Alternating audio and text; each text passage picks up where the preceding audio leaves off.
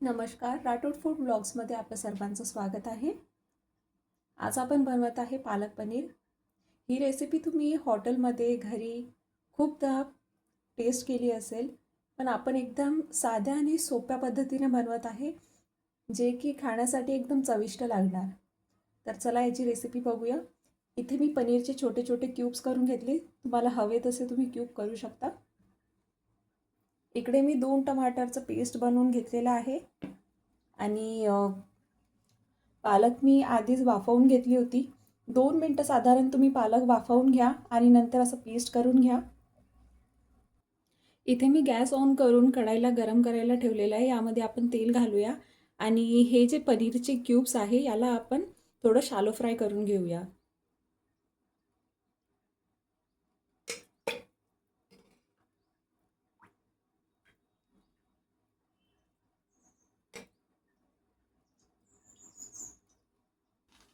तर तेल आपलं छानपैकी गरम झालेलं आहे. तुम्ही बघू शकता. यामध्ये मी आता पनीरचे क्यूब्स सोडते आणि त्याला शॅलो फ्राय करून घेते.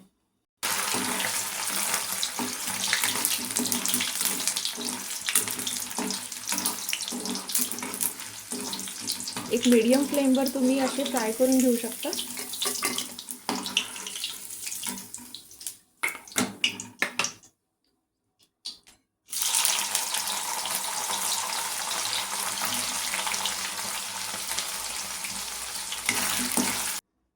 तर आपले हे क्यूब्स फ्राय झालेले आहेत. अशा प्रकारे तुम्ही शॅलो फ्राय करून घेऊ शकता.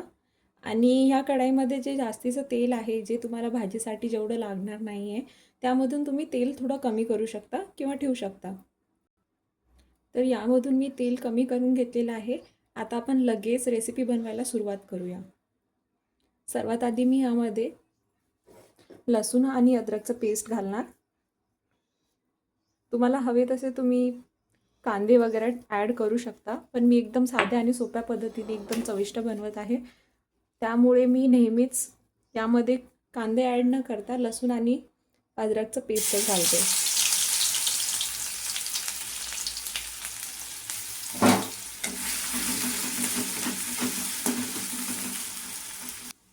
थोडासा जिरा घालते, अर्धा चम्मच. आता यामध्ये हे टमाटरचं पेस्ट टाकते.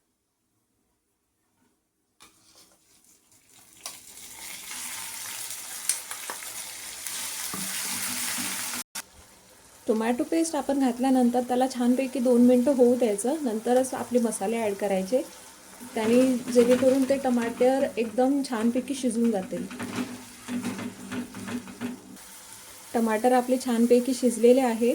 आजूबाजूला सगळीकडे वरून तेल पसरलेलं आहे. तर आपण यामध्ये आता मसाले ॲड करूया. 1 चम्मच लाल तिखट, थोडीशी चिमूटभर हळद, अर्धा चम्मच धनिया पावडर, थोडा अर्धा चम्मच मीठ आणि अर्धा चम्मच हा घरचा पिसलेला गरम मसाला. सगळ्यांना छानपैकी एकजीव करून घेऊया आणि याला 2 मिनटं शिजू देऊया.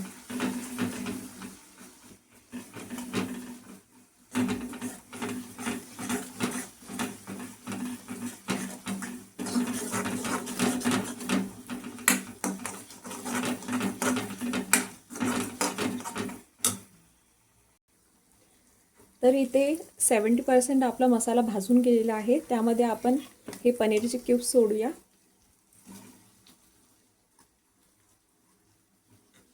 आणि याला एकजीव करून घेऊया.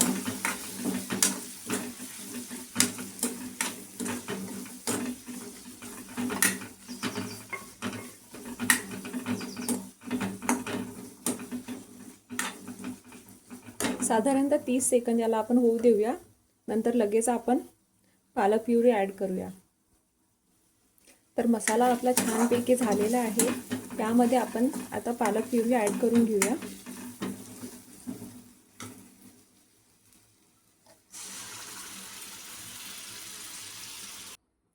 पालक प्युरी घातल्यानंतर मी थोडंसं पाणी ॲड केलेलं आहे. आपण याला जास्त वेळ शिजू न देता पटकन गॅस बंद करून घेऊया, कारण आपण आधीच पालक वाफवून घेतलेले आहे आणि जास्त वेळ जर तुम्ही शिजू दिलं तर याचा कलर चेंज होऊ शकतो. इथे मी गॅस बंद करून घेतलेला आहे आणि तुम्ही बघू शकता किती छानपैकी याला कलर सुटलेला आहे आणि वाससुद्धा मस्त येत आहे. तर तुम्ही पण अशी साधी आणि सोपी रेसिपी नक्कीच ट्राय करून बघा. खायला एकदम चविष्ट आणि भारी लागते. आणि आमचा हा व्हिडिओ आवडल्यास लाईक करा, शेअर करा आणि सबस्क्राईब करायला विसरू नका. थँक्यू.